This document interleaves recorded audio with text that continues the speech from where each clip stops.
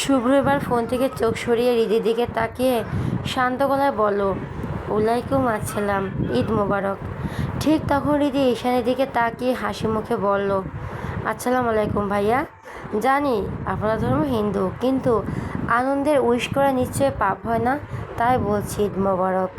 ঈশান হালকা হেসে মাথা নেড়ে বলল, ওয়ালাইকুম আসসালাম, ঈদ মোবারক বোন। বলে ঈশান পকেট থেকে 1,000 টাকা বের করে হৃদিকে দিতে নিল। ঠিক তখন শুভ্র ছো মেরে টাকাটা কেড়ে নিয়ে বলল, চাইছে কি সবাই? ছোট বলে ওদেরকে খালি টাকা দিতে হবে, আর আমরা বড় হয়েছি বলে কি আকাশ থেকে উড়ে এসেছে নাকি? হৃদি ভুরু কুঁচকে রেগে গিয়ে শুভ্রের দিকে তাকিয়ে বলল, তাই বলে আপনি আমার টাকা নিলেন কেন? আমার টাকা দিন বলছি। শুভ্র টাকা তো দিলই না, উল্টো আচমকা হৃদির হাত থেকে বাকি সব সালামির টাকা এক ঝটকায় কেড়ে নিল। হৃদি তখন মরিয়া হয়ে শুভ্রর কাছ থেকে টাকা নেওয়ার জন্য এপাশ ওপাশ করছে, আর শুভ্র দুষ্টুমি করে টাকাগুলো এদিক সেদিক ঘুরিয়ে উপরে তুলে ধরছে, কিছুতেই দিচ্ছে না। ড্রয়িং রুমে বসে থাকা বাড়ির সবাই দুজনেরই খুনসুটি দেখে হো হো করে হাসছে। এক সময় কোনো উপায় না পেয়ে হৃদি সোহান চৌধুরীর দিকে তাকিয়ে নালিশের সুরে বলল, মামা তোমার ছেলেকে কিছু বলবে? সোহান চৌধুরী হেসে কুটুপুত্রী তিনি ছেলেকে আদুরে ধমক দিয়ে বললেন, শুভ্র দিয়ে দে টাকাগুলো, মেয়েটাকে আর খেপাস না। শুভ্র বিন্দুমাত্র বিচলিত হলো না। সে নিজের মতো চেয়ারে বসে আইসে ভঙ্গিতে সবার আগে নুডলস খেতে নির্বিকার গলায় বলল, ও এত টাকা সামলাতে পারবে না, তাই আমি ওর ভালোর জন্য নিজের কাছে রেখে দিয়েছি। হৃদি এবার জেদ ধরে বলল, কে বলেছে আমি সামলাতে পারবো না? দেখেন আমার টাকা এখনও ফেরত দেন। শুভ্রা কোনো কথা বলল না, চুপচাপ নিজের খাওয়া চালিয়ে যেতে থাকলো। ঠিক সেই মুহূর্তে ঈশান সুযোগ বুঝে শুভ্র কানের কাছে মুখ নিয়ে ফিসফিস করে বলল, বস শুনেছি ঈদের হাজব্যান্ডরা তাদের ওয়াইফকে স্পেশাল সালামি দেয়, আর আপনি এখানে নিজের স্ত্রীর সালামিটাই উল্টো কেড়ে নিলেন। বাহ বাহ, দারুণ কাজ করছেন তো আপনি। শুভ্র কোনো কথাই বলল না, সে নিজের মতো নির্বিকার ভঙ্গিতে খেতে থাকলো। ইকবাল হাসান হাসি মুখে এগিয়ে এসে হৃদির মাথায় হাত বুলিয়ে আদর করে বললেন, মা রাগ করিস না, ও একটু দুষ্টুমি করছে, টাকা দিয়ে দেবে। হৃদি অভিমানে গাল ফুলিয়ে চেয়ারে বসে পড়ল। তার মুখটা ছোট হয়ে এলো। বাড়ির সবাই এক এক করে ডাইনিং টেবিলে বসে পড়ল এবং ঈদের হরেক রকম সুস্বাদু নাস্তা খেতে শুরু করলো। সেমাই, ফিরনি আর নুডলসের গন্ধে পুরো ঘর ম করছে। সবাই গল্প আর হাসাহাসিতে মেতে উঠছে। খাওয়া দাওয়া শেষে শুভ্রর পিছু নিল হৃদি। সে বারবার মিনতি করে বলতে লাগলো, ও শুভ্র ভাই আমার টাকাগুলো দিয়ে দিন। কিন্তু শুভ্র নাছোড়বান্দা, সে হৃদির কথাতে গায়ে মাখলো না। হাঁটতে হাঁটতে সে বাড়ির ছাদে উঠে এলো। তার দেখা দেখি পেছন পেছন হৃদিও ছাদে চলে এলো। হৃদি ছাদে দাঁড়িয়ে কোমরে হাত দিয়ে জেদি গলায় বলল, আপনি আমার টাকা তাহলে দিবেন না? শুভ্র এক পা আরেক পা করে উপরের দিকে ভাঁজ করে দাঁড়ালো। তারপর বুকে হাত দিয়ে গম্ভীর ভঙ্গিতে হৃদির দিকে তাকিয়ে বলল, নো। হৃদি এবার একটু নরম হয়ে বলল, আপনার তো টাকার অভাব নেই, তাহলে আমার এই কয়টা টাকা নিয়ে আপনার কী যায় আসে? শুভ্র ঠোঁট কামড়ে হাসি চেপে রাখলো। সে নিজেকে শক্ত করে গম্ভীর গলায় বলল, যায় আসে, এই টাকাগুলো ভবিষ্যতের জন্য। হৃদি অবাক হয়ে বলল, ভবিষ্যৎ মানে? শুভ্রবার একটু বাঁকা হাসি দিয়ে বলল, ভবিষ্যতে বাচ্চা কাচ্চা হবে না, তাদের জন্য আমি এগুলো জমিয়ে রেখে দেবো। হৃদি ভুরু কুঁচকে মুখ বাঁকিয়ে ঝাঁঝালো গলায় বলল, তো আপনার বাচ্চার সাথে আমার টাকার কি হেপা? আপনার বাচ্চার জন্য আপনি জমান, আমার খুচরো পয়সাগুলো নিয়ে কেন টানাটানি করছেন? শুভ্র ঠোঁটে কোণে এবার একটা রহস্যময় হাসি ফুটে উঠল। সে ধীর পায়ে এগিয়ে এসে হৃদির একদম সামনে দাঁড়ালো। হৃদি কিছুটা অপ্রস্তুত হয়ে এক পা পিছিয়ে যেতেই শুভ্র তার পথ আটকে দিল। শুভ্র দু হাত পেছনে দিয়ে একটু ঝুঁকে মাথাটা নিচু করলো। হৃদির কানের খুব কাছে মুখ নিয়ে তপ্ত নিঃশ্বাস ফেলে একদম নিচু স্বরে বলল, হাদারাম একটা, আমার বাচ্চা তোর বাচ্চা তো একই কথা, আমার বাচ্চার মা তো তুই হবি ইডিয়েট। কথাটা শোনা মাত্র হৃদির চোখ বড় হয়ে গেল, বুকের ভেতরটা ধক করে উঠল। মুহূর্তের মধ্যে তার ফর্সা মুখটা লজ্জায় আপেলের মতো টকটকে লাল হয়ে উঠল। শুভ্র তার এই অবস্থা দেখে একগাল বাঁকা হেসে দুই হাত পকেটে ঢুকিয়ে নিল। সে ছাদ থেকে আয়ুষী ভঙ্গিতে গুনগুন করে গেয়ে উঠল, লাইনটুকু বলে শুভ্র আচমকা এক পা এদিকে রিদির একদম কানের কাছে মুখ এনে পুনরায় গম্ভীর স্বরে গাইল। রিদির লজ্জায় এবার সত্যি মাটিতে মিশে যেতে ইচ্ছে করছে, সারা শরীর যেন একটা বিজলি খেয়ে গেল। শুভ্র সব কি অশুভ গান গাইছে? লোকটা কি আজ পাগল হয়ে গেল নাকি? তার হৃদয় স্পন্দন যেন নিজের কানকেও ছাড়িয়ে যাচ্ছে। হৃদি পাথরের মতো জমে দাঁড়িয়ে রইল। হঠাৎ শুভ্র ওর দিকে একটা ইশারা করে হৃদির হাতে তার কেড়ে নেওয়া সব সালামির টাকাগুলো ধরিয়ে দিল। হৃদি প্রথমে অবাক হলো, পরক্ষণে ভুরু কুঁচকে তীক্ষ্ণ দৃষ্টিতে তার দিকে তাকিয়ে গম্ভীর গলায় বলল, আচ্ছা, আপনার মনে আছেটা কি বলেন তো? এই রাগী, এই শান্ত, না মানে আপনি সাপের মতো খোলস বদলান কিভাবে? শুভ্র একটা দীর্ঘশ্বাস ফেলল, তারপর আলতো করে হৃদির কপালে একটা টুকলো টোকা মেরে মুচকি আসলো। সে দৃঢ় পায়ে ছাদের সিঁড়ির দিকে এগিয়ে গেল। নামতে নামতে সে উচ্চস্বরে গান ধরছে, যে গানের সুর দিয়েই হৃদির মনের সব প্রশ্নের উত্তর দিয়ে যাচ্ছে। শুভ্র দরাজ কণ্ঠে সেই গান হৃদির কানের পর্দায় বারবার প্রতিধ্বনিত হতে লাগলো। হৃদি পাথরের মতো ছাদে দাঁড়িয়ে রইল। সে নিজের হাতে থাকা সালামির টাকাগুলোর দিকে একবার তাকালো, আর একবার সেই দিকে। লোকটা আসলেই অদ্ভুত, কখনো বাঘের মতো গর্জে ওঠে, আবার কখনো শরতে আকাশের মতো শান্ত হয়ে মায়াবী। হৃদি বিড়বিড় করে নিজেকেই বলল, লোকটা কি সত্যি আমায় ভালোবাসে, নাকি সবটাই তার পাগলামি? শুভ্রকে খুঁজতে খুঁজতে ঈশান বারান্দার দিকে যাচ্ছিল। কিছু দূর হাঁটতেই হঠাৎ পিচ্ছিল কোনো একটা জিনিসের উপর পা পড়তেই সে ধপাস করে মেঝের উপর আছাড় খেয়ে পড়ল। কোমরের তীব্র ব্যথায় সে কুঁকড়িয়ে উঠতেই আড়াল থেকে কেউ একজন খিলখিল করে হেসে চিৎকার করে বলে উঠল, ঈদ মোবারক ঈশান ভাইয়া, সালামি দিন। ঈশান দাঁতের দাঁত চেপে বিরক্তি নিয়ে বলল। শুভ্রা দাঁত বের করে হাসছে। ঈশান নিজের জুতোর তলার দিকে তাকিয়ে চটচট আর পিচ্ছিলে যাতে কিছু একটা লেগে আছে। এই কাণ্ডটা যে শুভ্রারই কাজ তার আলাদা করে বলে দিতে হবে না।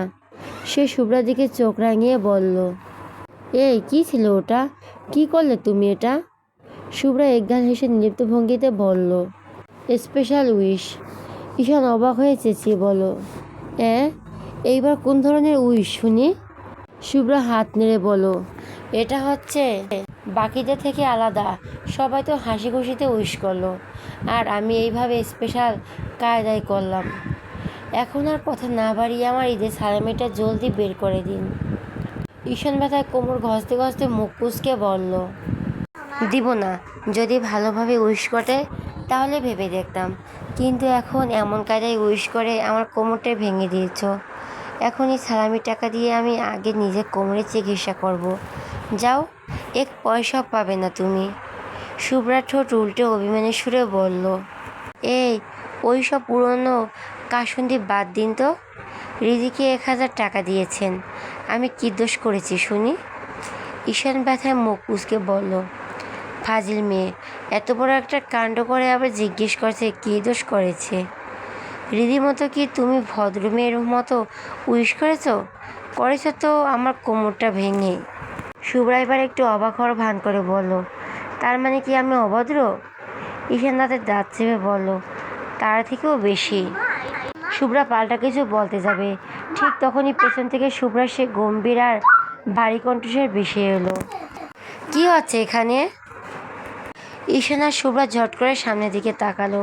শুভ্র দুদিকে ঘাড় বাঁকিয়ে ঈশানের মেঝের ওপর বিধ্বস্ত অবস্থায় বসে থাকতে দেখে ভুরু কুঁচকে বলল। ঈশান একরাশ বিরক্তি নিয়ে শুভ্রার দিকে আঙুল উঁচিয়ে বলল, আমি ইচ্ছে করে বসিনি, শুভ্রা এমন করেছে। এখানে কি একটা পিছের জিনিস মাখিয়ে রেখেছিল, আমি সেখানে পা দিতে একদম ধপাস করে পড়ে গেছি। মুহূর্তের মধ্যে শুভ্রা চোখের চাহনি বদলে গেল। সে শুভ্রার দিকে তাকিয়ে কড়া এক ধমক দিয়ে বলল, শুভ্রা, এটা কোন ধরনের বেয়াদবি? দিনে দিনে খুব বেশি বেয়াদব হয়ে যাচ্ছিস, তাই না? এরপরে যদি আর কোনোদিন এমন কিছু শুনি তবে এক চড়ে তোর সব দাঁত ফেলে দেব। মুহূর্তের মধ্যে শুভ্রার হাসিমুখী মুখটা ফ্যাকাশে হয়ে গেল। সে অপরাধীর মতো ঈশানের দিকে তাকিয়ে নিচু স্বরে বলল, সরি ভাইয়া, আর হবে না, ভুল হয়ে গিয়েছে। এই বলে শুভ্রা মাথা নিচু করে চলে যেতে নিলেই ঈশান পেছন থেকে ডেকে উঠল, দাঁড়াও, যে জিনিসের জন্য এমন কাজ করলে এখন কি সেটা না নিয়ে চলে যাবে নাকি? চোখে জল টলমল করছে। সে ধরা গলায় বলল, না লাগবে না ভাইয়া। বলে শুভ্রা দ্রুত পায়ে দৌড়ে চলে গেল। ঈশান বুঝলো মেয়েটা বকা খেয়ে ভীষণ অভিমান করেছে। সে মেজো থেকে অনেক কষ্টে কোমর চেপে ধরে উঠে দাঁড়ালো। শুভ্রার দিকে তাকিয়ে একটু অনুযোগের সুরে বলল, বস। ওকে এত বকলেন কেন? ছোট মানুষ একটু একটু দুষ্টিমি করে ফেলেছে। শুভ্রর মেজাজ তখনই কিছুটা চড়ে। সে ঈশানের দিকে এক পলক তাকিয়ে ব্যঙ্গ করে বলল, তাই নাকি? আচ্ছা, ঠিক আছে, সমস্যা নেই। আমি ওকে আবার বলে দেব নে এমন দুষ্টুমি করতে। বেলা 11টা। তপ্ত রোদ জানালার পর্দা ভেদ করে শুভ্র ঘরে মেঝেতে এসে পড়েছে। হৃদি টিপ টিপ পায়ে দরজার কাছে এসে দাঁড়ালো। বুকের ভিতরটা দুরু দুরু করছে। বাড়ির সবাই সালামি দিল, অথচ শুভ্র তার নিজের জামাই হয়েও 1 টাকা পকেট থেকে বের করলো না। এটা কিছুতেই হজম হচ্ছে না হৃদির। হৃদির দরজায় হালকা উঁকি দিয়ে দেখলো শুভ্র এখন আর পাঞ্জাবিতে নেই। একটা ধবধবে সাদা শার্ট আর কালো প্যান্ট পরে বিছানায় বাবু হয়ে বসে আছে। ল্যাপটপে কি যেন টাইপ করছে। হৃদি ভাবলো চুপি চুপি উঁকি দিয়ে দেখবে, কিন্তু শুভ্র স্ক্রিন থেকে চোখ না সরিয়ে একদম শান্ত অথচ গম্ভীর গলায় বলে উঠল, উকি না মেরে রুমে আয়। কেন এসেছিস সেটা বল। হৃদি চমকে উঠে এক পা পিছিয়ে গেল। লোকটা কি অন্তর্যামী নাকি?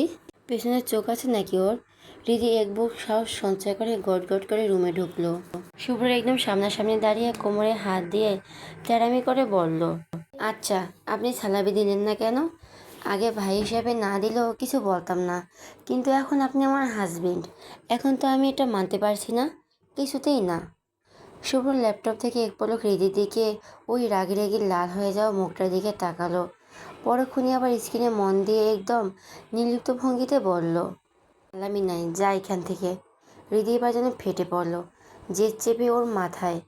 সে 2 পা এগিয়ে এসে চেঁচিয়ে বলল, এই আমি বিশ্বাস করুম সাইফান শুভ্র চৌধুরীর পকেটে টাকা নেই? এই কথা তো কোনো সুস্থ সবল মানুষ বিশ্বাসই করবে না। একমাত্র সেই বিশ্বাস করতে পারবে যে আস্ত একটা পাগল ছাগল। তাহলে আপনি কি আমার আপনার পাগল ছাগল মনে হয়? শুভ্র ল্যাপটপে স্ক্রিন থেকে এক মুহূর্তের জন্য চোখ সরালো না। হৃদির অস্থিরতা দেখে সে ঠোঁটের কোণে মৃদু হাসি চেপে রেখেই অত্যন্ত শান্ত গলায় বলল, তুই তুই তো আস্ত একটা পাগলি। তুই আবার কবে থেকে ভালো হলি যে সুস্থ সবল মানুষকে সার্টিফিকেট দিচ্ছিস? হৃদি এবার 2 কোমরে হাত দিয়ে তেরামি করে দাঁড়িয়ে গেল। গলার স্বরে পর্দা জড়িয়ে বলল, দেখুন, এখনই সব বাজে বাজে বাহানা দিয়ে পার পাওয়া যাবে না। অনেক হয়েছে, এবার তাড়াতাড়ি আমার ঈদের সালামিটা বের করেন বলছি। শুভ্র আর কথা বাড়ালো না। এক হাত দিয়ে ল্যাপটপটা ফট করে বন্ধ করে দিল। পকেট থেকে চামড়ার মানিব্যাগটা বের করে হৃদির দিকে না তাকিয়ে একটা নোট অবহেলার ভঙ্গিতে ছুঁড়ে মারল। নোটটি হৃদির পায়ের কাছে গিয়ে পড়ল। শুভ্র নির্বিকার গলায় বলল, এই নে, এবার টাকা নিয়ে এবার বিদায় হ। হৃদি বেশ আগ্রহ নিয়ে নিচু হয়ে নোটটা কুড়িয়ে নিল, কিন্তু নোটের দিকে তাকাতে তার চোখ কপালে উঠে গেল। হাতের তালুতে মাত্র 2 টাকার একটা পুরনো নোট জলজল করছে। হৃদি রীতিমতো অবাক হওয়ার নোটটির দিকে তাকিয়ে পাথরের মতো দাঁড়িয়ে রইল।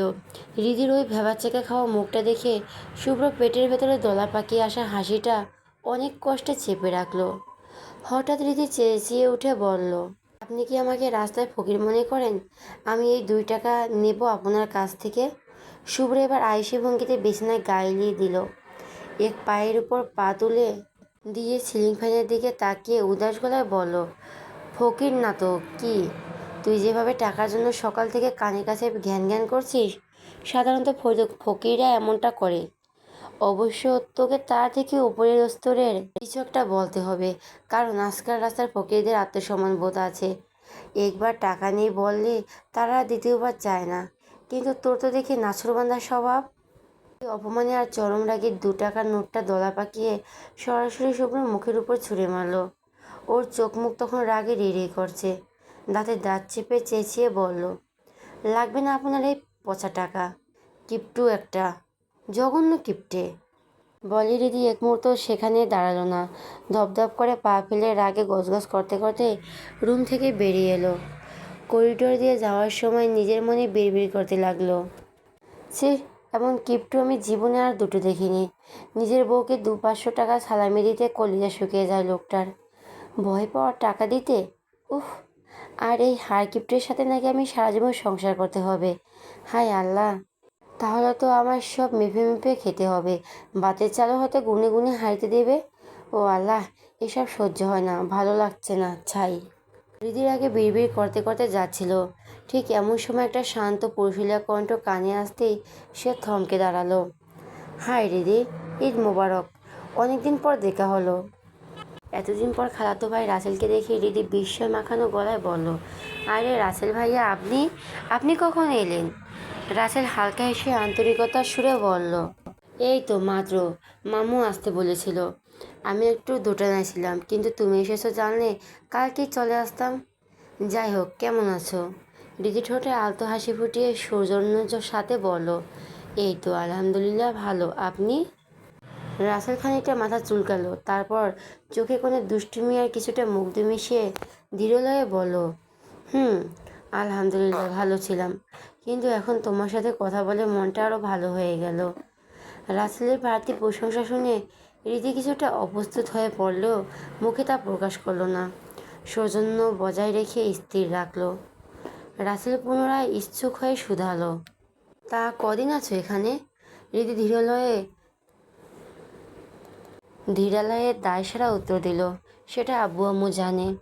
রাসেল আবার বেশ খোঁজ মেজাজে প্রস্তাব দিল, চলো না একটু ঘুরে আসি, অনেক দিন হলো গ্রামে দেখা হয় না, দুজনে মিলে ঘুরে আসি।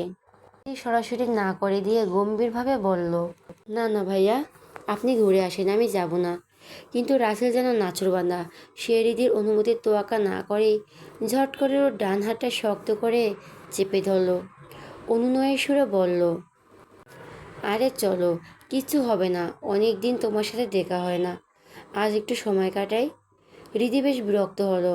সে হাত ছাড়ানোর চেষ্টা করতে রাসেল একরকম জোর করে ওকে টেনে হাঁটা শুরু করলো। কয়েক পা এগোতে হঠাৎ রাসেলের পাথরের মতো থমকে গেল। হৃদি চমকে সামনে তাকাতেই দেখলো শুভ্র দাঁড়িয়ে আছে। ওর চোখ মুখ রাগে টকটকে লাল হয়ে আছে। এরকম জোর করে ওকে টেনে হাঁটা শুরু করলো। কয়েক পা এগোতেই হঠাৎ রাসেল পাথরের মধ্যে থমকে গেল। হৃদির চমকে সামনে তাকাতেই দেখলো শুভ্র দাঁড়িয়ে আছে। ওর চোখে মুখে রাগে টকটকে লাল হয়ে আছে। রাসেল অপসিত হয়ে হৃদির হাত ছেড়ে দিল এবং শুভ্রকে হাসি মুখে জড়িয়ে ধরে বলল, হেই বুড়ো, ঈদ মোবারক। শুভ্র তাকে জড়িয়ে ধরল না, একদম শান্ত কিন্তু বরফ শীতল কণ্ঠে প্রত্যুত্তর দিল, ঈদ মোবারক। শুভ্র এবার তীক্ষ্ণ নজরে হৃদির দিকে তাকালো। হৃদি অপরাধ বোধ থেকে মাথা নিচু করে ফেলল। রাসেল শুভ্রকে ছেড়ে দিয়ে স্বাভাবিক হওয়ার চেষ্টা করে বলল, বুড়ো তুমি থাকো তাহলে, আমি আর হৃদি একটু বাইরে থেকে ঘুরে আসি। শুভ্র ল্যাপটপের মতো লৌকিকতা যেন এক ছটকে বন্ধ করে দিল। সে রাসেলের দিকে তপ্ত চোখে তাকিয়ে একদম স্পষ্ট গলায় বলল, তোমার ঘোরার ইচ্ছে হয়েছে তো ঘুরে আসো, কিন্তু হৃদিকে নিয়ে যেতে পারবে না, ইটস ইম্পসিবল। রাসেল শুভ্রর কথা অন্তর্নিহিত ঝরতে পারল না। সে কিছুটা অবাক হয়ে শুধালো, কেন বড়ো, অনেকদিন পর দেখা হলো, ও তার উপর ঈদ, একটু একটু ঘুরে আসা তো যায়, তাই না? শুভ্র এবার ঈদের দিকে এক পলক তাকিয়ে রাসেলের দিকে ফিরে গম্ভীর স্বরে বলল, বাসায় আরও মানুষ আছে, তুমি বরং তাদেরকে নিয়ে যাও, ও এখনও আমাদের এলাকাটা ভালো করে দেখেনি। আর হ্যাঁ, আজকে যে হৃদির হাত ধরে এই ভুলটা নেক্সট টাইম আর করবে না। Don't you ever dare to trust her again. না হলে কি হবে আমি নিজেও জানি না। I will make you regret. Russell আগামাথা কিছুই বুঝতে পারল না। সে ভ্যাবাচ্যাকা খেয়ে কিছু একটা বলতে চাইল, কিন্তু তার আগে শুভ্র দিদির হাত শক্ত করে চেপে ধরে একরকম টেনে নিয়ে সেখান থেকে চলে গেল। রাসেলের মাথার উপর দিয়ে যেন সব কিছু বয়ে গেল। সে হতাশ হয়ে দাঁড়িয়ে রইল। ধুর, মনটাই খারাপ হয়ে গেল। এতদিন পরে নিজের ক্রাশের সাথে দেখা হয়েছে, কত আশা করেছিল একটু ঘুরবে, সময় কাটাবে, কিন্তু শুভ্র সব আশায় জল ঢেলে দিল। শুভ্র হৃদিকে প্রায় টেনেই ছাদের নির্জনতা নিয়ে এলো। হৃদি নিজের হাতটা ছাড়ানোর আপ্রাণ চেষ্টা করতে করতে চিৎকার করে বলো, ছাড়ুন, আপনার সাথে আমার কোনো কথা নেই, আপনি একটা আস্ত কিপ্টে। শুভ্র হৃদির কবজিটা আরও শক্ত করে চেপে ধরল। ওর চোখে মুখে তখন অগ্নিগিরির লাভা। সে হৃদির চোখের দিকে স্থির দৃষ্টিতে তাকিয়ে একদম স্পষ্ট গলায় বলল, শোনো, আমি একদম সোজাসাপটা কথা বলতে পছন্দ করি, তুমি রাসেলের থেকে দূরে থাকবে। It's a warning. ওর আশেপাশে যেন তোকে না দেখি। হৃদি অবাক হয়ে ভুরুকুচকে শোধালো, কিন্তু কেন? রাসেল ভাইয়া কী করেছে? অযথা কেন ওনার সাথে কথা বললো না? শুভ্র এবার রাগের দাঁতে দাঁত চেপে ধরা গলায় বলল, রিদি, আমি এসবের কোনো কৈফিয়ত দিতে চাই না। তোকে দূরে থাকতে বলছি মানে তুই দূরে থাকবি, দ্যাটস ইট। রিদি কিছুতেই মাথা ঢোকাতে পারলো না রাসেল কি এমন অপরাধ করলো। সে জেদের সুরে পাল্টা প্রশ্ন করলো, আপনি কি অদ্ভুত মানুষ, আমি কারণ ছাড়া একটা মানুষের সাথে কেন কথা বলা বন্ধ করব? শুভ্র মাথা রীতিমতো গরম হয়ে যাচ্ছে। হৃদির ওই তর্কাতর্কি ওর সহ্য ক্ষমতার বাইরে চলে যাচ্ছে। ইচ্ছে করছে একটা চর বসিয়ে গাল লাল করে দিতে। সে কোনো মতে লম্বা শ্বাস ফেলে রাগটা নিয়ন্ত্রণ করার চেষ্টা করলো। তারপর বেশ গম্ভীর স্বরে বলল, আমার এখন তোর সাথে ফালতু তর্ক করার একদমই ইচ্ছে নেই। আমি বলছি মানে ওর সাথে কথা বলবি না। Don't argue with me. দিদি মুখ বাঁকিয়ে অবজ্ঞা সুরে বলল, আমি আপনার কথা শুনতে বিন্দুমাত্র বাধ্য নয়। এবার শুভ্র হিতাহিত জ্ঞান হারিয়ে ফেলল। এক ঝটকায় রিদিকে নিজের বুকের একদম কাছে টেনে আনলো। শুভ্র তপ্ত আর রাগে নিঃশ্বাস রিদির কপালে এসে আছড়ে পড়ছে। সে হিসিয়ে ঠান্ডা গলায় শুধালো, আমার কথা শুনতে তুই বাধ্য। Just don't forget, I am your husband. তোর ভালো মন্দর ওপর আমার পুরো অধিকার আছে। এরপর যদি আমি ওকে তোর আশেপাশে দেখি, তবে আমার চেয়ে খারাপ আর কেউ হবে না, মাইন্ড ইট। বলে সে পকেট থেকে 10 টাকা কয়েকটা কসকসে নোট, 20 টাকা নতুন নোট, 100 টাকা চকচকে নোট আর সাথে 1000 টাকার একটা নতুন নোট সবগুলো রিদির হাতের মুঠোয় একরকম গুজে দিয়ে গটগট করে ছাদ থেকে নেমে গেল। রিদির হাতের তালুর দিকে তাকিয়ে একদম থমকে গেল। এতগুলো নতুন আর কসকসে নোট দেখে ওর চোখ জোড়া যেন আস্ত রসগোল্লা হয়ে গেছে। প্রথমে ভেবাচেকা খেলেও পরক্ষণই ওর মনে পড়ল ও সালামি চেয়েছিল। তার মানে এগুলো সব সালামির টাকা। রিদি খুশিতে আত্মহারা হয়ে দ্রুত টাকাগুলো গুনে পুরো 2000 টাকা। পুকুর পাড়ে একলা বসে পুকুরের শান্ত জলে মাটির ঢেলা ছুটছিল শুভ্রা। মনটা ওর একদমই ভালো নেই। আর এই সবের মূলে ওই ঈশান একটুখানি দুষ্টিমি করে উইশ করছিল বলে, এইভাবে বাচ্চাদের মতো ভাইয়ের কাছে বিচার দিতে হবে। এসপির জন্য আজ বড় ভাইয়ের কাছে কড়া বকুনি খেতে হয়েছে। হঠাৎ শুভ্রার পাশে এক নিঃশব্দে বসল ঈশান। শুভ্রা আর চোখে একবার তাকিয়ে দেখে, মুখ ঘুরিয়ে অভিমানে গজগজ করে বলে উঠল, এখান থেকে চলে যান আপনি, আমি কোনো ছালামি টালামি নেব না, লাগবে না আপনার টাকা। ঈশান মনে মনে হাসলো। সেও একটা মাটির ঢেলা তুলে নিয়ে জুতোময়ে পুকুরে ছেড়ে মারল। তারপর বেশ উদাসীন গলায় বলল, তোমাকে কে বললো আমি তোমাকে টাকা দিতে এসেছি? আমি তো এখন এমনিতে একটু বসে থাকতে এসেছি। শুভ্রার আগে ফুসতে ফুসতে ঈশানের দিকে তাকালো। ঈশান এবার দাঁত বের করে এক গাল হেসে দিয়ে শুধালো, কি হলো, এইভাবে ড্যাব ড্যাব করে তাকিয়ে আছো কেন? শুভ্রার আগে গলার স্বর সপ্তম চড়িয়ে বলল, আপনার সাথে আমি কথাই বলবো না ঈশান ভাইয়া, থাকেন আপনি এখানে বসে, আমি গেলাম। বলে শুভ্রা ঝটকা মেরে উঠে যেতে চাইল, কিন্তু মুহূর্তের মধ্যে ঈশান শুভ্রার ডান হাত ধরে এক হাসকে টান দিল। আচমকা এক টানে শুভ্রা ভারসাম্য সামলাতে না পেরে সোজা গিয়ে আছড়ে পড়ল ঈশানের প্রশস্ত বুকে। কয়েক মুহূর্তের জন্য সে চারপাশ থমকে গেল। ঈশান শক্ত করে শুভ্র কোমর জড়িয়ে ধরে চোখ দুটো বন্ধ করে। মেয়েটা যে এত বকলা দুর্বল তা ওর জানা ছিল না। শুভ্রা না চাইতেও ঈশানের ঘাম ভেজা মুখটা দেখে অপলক তাকিয়ে রইল। ঈশান চোখ খিচিয়ে বন্ধ করে রাখায় ওর কপালের সূক্ষ্ম ভাঁজ পড়েছে। শুভ্রা যেন ঘোরের মধ্যে একধানে তাকিয়ে রইল ওর দিকে। বেশ কিছুক্ষণ এভাবেই কাটলো। ধীরে ধীরে ঈশান চোখ মেল। শুভ্রাকে অতটা কাছ থেকে ওভাবে তাকিয়ে থাকতে দেখে সে বেশ অপ্রস্তুত হয়ে পড়ল। গলা পরিষ্কার করতে করতে সে হালকা কেসে উঠল। শুভ্রার ঘোর কাটল। সে তড়িঘড়ি করে ঈশানের বুক থেকে সরে গিয়ে চড়ে যেতে চাইল, কিন্তু ঈশান আবার টান দিয়ে ওকে নিজের পাশে বসিয়ে দিল। শাসন মেশানো নরম গলায় বলল, আরে কোথায় যাচ্ছ, বসে এখানে।